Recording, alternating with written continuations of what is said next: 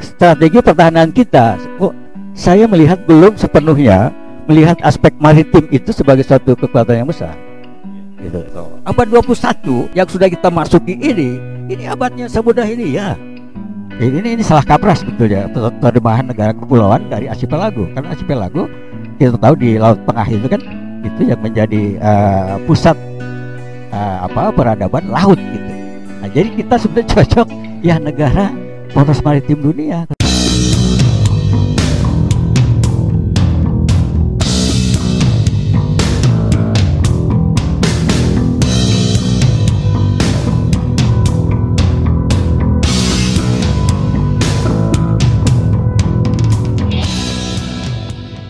Cinta Indonesia, bangsa dan demokrasi. Kita masih di dalam diskusi disertasi Hasto tentang pandangan atau konsep geopolitik Bung Karno. Hasto telah membahas secara panjang lebar dan juga harus kita akui memberikan perspektif baru, bahkan kesadaran baru bagi kita tentang sistem gagasan Bung Karno. Nah, kali ini sampai kita pada episode di mana seorang profesor ahli sejarah dari UI, Profesor Susanto Zuhdi, memberikan catatan-catatan yang lebih bersifat teknikal tentang metodologi, tentang perspektif yang digunakan oleh Hasto di dalam disertasinya. Juga Profesor Susanto Zuhdi menyebut juga persoalan-persoalan ya komposisi kekuatan domestik yang dianggap juga mempengaruhi tingkah laku politik Bung Karno di dalam konteks tindakan-tindakan ya geopolitik yang dilakukan oleh Bung Karno. Catatan-catatan ini cukup menarik. Mari kita simak bersama. Assalamualaikum warahmatullahi wabarakatuh. Selamat malam, sejahtera semua. Ya, mengawali ini saya ingin mengucapkan selamat pada Dr. Hasto yang telah meraih gelar doktor. Jadi Dr. Hasto ini meraih gelar doktor yang di Universitas Pertahanan. Yang kebetulan saya juga sempat ikut membantu waktu berdirinya. Ini ada Pak Aris. Disertasi Mas Hasto ini adalah memetakan pikiran Soekarno ya. Saya lihat sebetulnya fokusnya lalu memang menjadi luas, tapi tidak apa. Saya malah melihat berbagai aspek sebetulnya yang bisa dikembangkan kemudian. Misalnya saja Mas Hasto ini kan melakukan survei atau menggali informasi mengenai pendapat atau persepsi atau apa yang diketahui orang per orang atau para pakar atau para keluarga dekat. Jadi saya kira ini suatu studi tersendiri nih. Ini studi persepsi betulnya ya. Itu psikologi sosial saya kira. Jadi kan hanya pada pemikiran geopolitik Soekarno, tetapi apa imbas atau apa pengaruh yang dihasilkan oleh pemikiran itu, lalu ditanyakan oleh Dr. Hasto bagaimana pendapat itu, gitu. Jadi ini saya kira suatu studi sendiri yang hebatnya di situ. Jadi tidak hanya pemikiran politik geopolitik Soekarno. Lalu yang kedua, karena saya ya cukup ikut juga pada pengembangan Unhan. Saya kira metodologi yang ini saya kira rintisan atau apa yang kemudian harus dikembangkan oleh ilmu pertahanan. Karena sempat kami dulu cukup berdebat begitu ya, apa sih ilmu pertahanan gitu, untuk Indonesia, karena itu yang pertama kali ya. Jadi itu ilmu yang multidisiplin, lintas disiplin gitu. Jadi mestinya dibedakan antara metode untuk menganalisis data dan metodologi untuk pendekatan gitu. Nah, Mas Hasto ini melakukan metodologi dalam arti yang pendekatan itu ya, fenomenologi. Saya sebenarnya menawarkan juga hermeneutik, karena ini soal pengalaman bangsa sebetulnya kan. juga ada memori kolektif di situ ya. Jadi ini humaniora saya kira perlu nanti ya dilakukan lagi atau oleh penerusnya nanti itu. Kelebihannya lagi dari studi Mas Hasto ini tentu saja menjadi bahan pelajaran ya, lesson learn yang saya kira nanti saya coba akan urai begitu. Jadi kalau kita melihat Soekarno ini kan ya sudahlah, siapa yang tidak melihat beliau sebagai orang besar gitu ya. Jadi barangkali antara yang bersifat historis dan histeris itu agak tidak susah dibedakan juga gitu. Ya Bung Fahri, saya mau meletakkan konsep gitu ya untuk memahami karya Dr. Hasto. Pertama, historical greatness. Ya, saya mau melihat Soekarno di dalam pemikirannya itu adalah orang yang sudah melakukan karyanya dan pemikirannya itu sudah mempengaruhi ya. Jadi itu menurut saya adalah historical greatness dan menginginkan bangsanya itu menjadi bangsa yang besar. Ini saya kira itu yang harus digarisbawahi ya, pemikiran. Lalu satu lagi moral greatness. Ya, morality. Jadi moral tidak hanya soal etika tapi juga soal semangat. Ya, soal bagaimana bangsa ini harus selalu ditantang sebetulnya. Kalau saya melihat teori Soekarno ini kan dialektika yang tidak pernah selesai begitu ya. Jadi itu bedanya dengan Hatta, kita tahu kan revolusi yang sudah selesai menurut Hatta, karena revolusi itu kan menggoyahkan atau melonggarkan pasak-pasak rumah kehidupan negara gitu. Oleh sebab itu menurut Hatta, yang kalau kita baca tentang Hebat Faith itu administrator mereka, beliau ini kan, maka mari kita perkuat lagi tiang-tiang pasak yang sudah goyah itu. Tapi buat Bung Karno ya revolusi masih terus berjalan itu. Nah, kalau kita melihat apa yang disebut dengan historical greatness, pemikiran sejak Soekarno muda ya, tahun 26 saya kira ya, menulis kita tahu semua lah ya, nasionalisme, Islam dan Marxisme kan gitu kan, yang kemudian menjadi Nasakom. Saya kira itu orang yang menurut saya konsisten memegang ideologi sampai mati gitu ya, apapun risikonya ya. Kita tahu komnya tanggal gitu ya, tapi kan ya itu tidak mengubah pandangan politik saya kira ya. Jadi di situ juga kita harus kaitkan dengan Hatta sebetulnya. Kalau kita bicara Soekarno, sering kita juga Mas Harto menyebut Hatta, tapi dalam disertasi saya tidak melihat. Ya, tapi itu barangkali nanti komparasinya bisa dijelaskan begitu. Jadi ya, kemudian proklamasi tentu saja itu historical greatness dari Soekarno kan.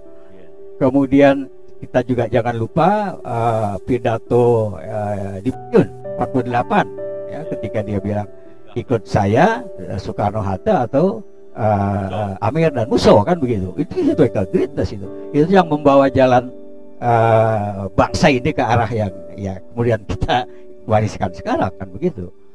Kemudian jangan lupa juga ketika Bung Karno menolak para demonstran di parlemen 17 Oktober 52 ya, itu kan jelas sekali Bung Karno ini bukan totaliter, dia nggak mau bubarkan parlemen begitu saja. Betul. Itu historical greatness itu ya.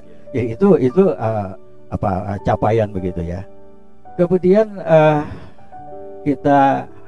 ini kemudian kita masuk kepada yang pertahanan Mas Hasto. Saya setuju itu. Jadi Bung Karno kan bertolak dari kondisi geografi kepulauan, dan itu sama dengan Undang-Undang Pertahanan nomor 3 tahun 2002 ya. Nah, tapi saya melihat ini eksplorasi dari pemikiran yang seperti ini itu belum mohon Pak Aes nanti ditambahkan begitu ya. Karena strategi pertahanan kita, saya melihat belum sepenuhnya melihat aspek maritim itu sebagai suatu kekuatan yang besar. Gitu ya. Jadi nah barangkali kalau mau dieksplor Mas Hasto, ya itu dia. Itu. Jadi saya setuju itu. Jadi dasar teorinya itu kan geografi ya. Jadi kalau menurut Bung Karno, coba lihat ya, bangsa yang di dalam persilangan ya budaya atau kekuatan besar itu buat bangsa yang maju ya, Korea antara Cina dan Jepang ya, dan seterusnya itu. Nah, kita bahkan ada di silam budaya benua dan samudra. Nah, ini juga selaras dengan Denny Lombard sebetulnya ya. Silang budaya itu kan, itu menarik. Dari Denny Lombard duluan Bung Karno. Oh iya. Silang budaya itu ya. Iya betul ya. Ya artinya dikonseptualisasikan. Nah, ini yang belum diteruskan gitu ya. Betul. Ini yang belum kita teruskan gitu. Jadi ya kemudian Lapian ya mengingatkan juga Lapian ya. Jadi koreksi pada, saya kira Mas Hasto juga, Pathfinder itu kan lebih heavy pada daratan ya, meskipun lautnya sedikit ya. Jadi bukan dari hard land tapi hard sea. Jadi oleh sebab itu Nusantara yang kita terjemahkan dari archipelago seperti keliru. Sebab As itu utama, Pelagos itu laut. Jadi laut utama atau yang kita utamakan mestinya laut. Ya. Ini salah kaprah sebetulnya terjemahan negara kepulauan dari archipelago. Karena archipelago kita tahu di laut tengah itu kan itu yang menjadi pusat peradaban laut gitu. Nah, jadi kita sebetulnya cocok ya negara poros maritim dunia kalau begitu. Gitu ya. Baik, saya lanjutkan. Bagaimanapun ada kritik juga pada Bung Karno ya. Perwujudan dari geopolitik itu kan tadi ya, Mas Satu sudah katakan Irian Barat ya. Ya sebenarnya tentu saja itu keniscayaan sejarah karena dari KMB ya. Jadi KMB kan, jadi KMB menunda penyerahan Irian Barat untuk kemudian dibicarakan kan begitu. Jangan lupa ada variabel Partai Komunis Indonesia di dalam dua fase yang oleh Rex Mortimer. Jadi ada fase Irian Barat dan ada fase Malaysia, pemberontakan Malaysia. Ya kita tentu mudah lah melihat kembali bagaimana Partai Komunis Indonesia dengan cepat 1948 itu kan comeback. Bahkan ya sudah kita tahu lah nomor 4 pemilu dan sebagainya. Nah, bagaimana PKI bisa masuk di situ karena ya Nasakop tentu saja ya. Ya kita harus melihat itu. Karena kepandaian PKI untuk memanfaatkan front nasional sebetulnya yang kemudian ya, dia yang akan memimpin kan begitu ya. Jadi kita lihat dan Soekarno membutuhkan ini satu-satunya kekuatan yang bisa menghadapi TNI Angkatan Darat PKI. Jadi bagaimanapun ini ada mutualisme barangkali ya antara PKI dan Partai Komunis Soekarno dan Partai Komunis itu. Ya. Nah di situ sukses. Ya, Irian Barat pasti sukses ya. Tapi ketika Ganyang Malaysia, ini problem menurut saya. Jadi di situlah ujian terbesar dari pemikiran Soekarno yang dia harus bagaimanapun menghadapi kendala struktural. Ya, jadi kalau agak metodologis sedikit Mas Hasto maaf, saya kira mungkin bukan Bourdieu yang cocok, tapi Anthony Giddens saya kira. Karena Soekarno kan mau meletakkan kembali tata kehidupan yang adil gitu kan. Jadi yang akan diubah struktur kan. Nah kalau yang diubah struktur, Giddens menyediakan piranti bahwa struktur itu enabling dan constraining. Nah Bung Karno berhasil menjadi orang yang mengatasi struktur itu kan begitu. Jadi secara metodologis barangkali ada sekedar untuk saya sampaikan itu. 1 menit lagi. Ya begini, mungkin juga ya kita kan ekonomi kita nanti Prof Didin lah yang akan mengeksplor ya. Kita kan modal market. Sesudah Irian Barat itu sebetulnya Amerika sudah mau memberikan program bantuan kan, stabilisasi ekonomi kan gitu. Tapi kita kan tahu sendiri ya, value aid kan gitu ya. Jadi proyek-proyek ya ketika itu kita menyebutnya mercusual, tapi manfaatnya kan sekarang juga jelas sekali adanya gitu. Itu kan untuk menutupi kelemahan ekonomi kita kan. Tapi cara Bung Karno ya, atau cara situasi lah waktu itu ya, dan itu sudah menjadi zeitgeist sebetulnya. Lagu-lagu misalnya, saya amati sebagai sejarawan kan. Jadi misalnya sampai ada lagu siapa bilang Pak dari Blitar, Bapak datang dari Prambanan kan itu. Siapa bilang rakyat Indonesia lapar, Indonesia banyak makanan. Ini kan persepsi. Tadi saya kira kalau ini dikembangkan, saya kira memori kolektif seperti ini Bagaimana kita harus bersatu tadi ya, digembleng dengan semangat. Ya kita tahulah nasakum jiwaku, hancurkan kepala batu dan sebagainya. Jadi saya kira satu kita tidak melihat apa namanya itu penilaian yang moral greatness tadi itu. Yang moral greatnessnya itu adalah semangat kebangsaan, semangat membangun karakter bangsa itu. Jadi saya kira mungkin satu lagi, kita memang baru saja menghasilkan atau sukses dengan G20 5 tahun yang lalu. Jangan lupa kita adalah keketuaan dari IOA, Indian Ocean Rim Association, yang terdiri atas 22 negara dari pantai timur Afrika terus ya, Jazirah Arab, kemudian India dan sebagainya. Dan kita, saya kira kalau kita tarik dari Aceh sampai ke Kupang, ya wilayah pesisir kita itu terabaikan menurut saya. Terabaikan. Sampai sistem pertahanan Pak Elis Bonai, pangkalan-pangkalan laut kita kan ada di pedalaman. Mestinya seperti Inggris membangun benteng Marlborough kan, itu tidak kita lakukan. Gitu. Jadi saya kira hal ini juga saya kira yang pasti dipikirkan Soekarno kalau beliau hidup lagi.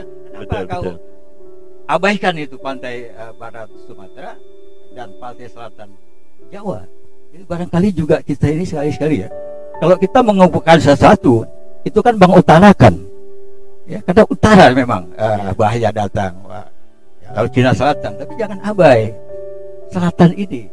Ya sekali-sekali selatankanlah pandangan kita. Jadi supaya apa yang disebut Pak Jokowi juga memunggungi laut, itu saya kira kita masih ada itu. Ya, kecuali laut selatan hanya tinggal kita kenang sebagai Nyai Kidul kan begitu. Betul. Iya, padahal kata Mahan, ini juga diikuti oleh Mas Hasto, abad 21 yang sudah kita masuki ini abadnya semudah ini ya. Gitu. Jadi iya kan? Ya, tapi kita selalu kurang perhatian saja pada selatan. Gitu. Coba Lanal itu di Bandung, Pak. Lanal Jawa itu di Bandung. Ya, cuma Cilacap saja. Jawa Tengah di Jogja, Jawa Timur di Malang. Bagaimana kalau ada sabotase atau trafficking lah segala macam. Betul. Ya dulu waktu imigran dari Afghanistan mau ke Australia kan terdampar di Pelabuhan Ratu, di Trenggalek dan sebagainya. Iya kalau dia memang mencari suaka. Kalau yang dibawa kita kemudian bisa membahayakan. Itu yang dimaksud oleh Bung Karno. Satuan cara memandang Indonesia secara satu itu. Saya kira itu. Terima kasih Bung Fadi. Terima kasih. Assalamualaikum.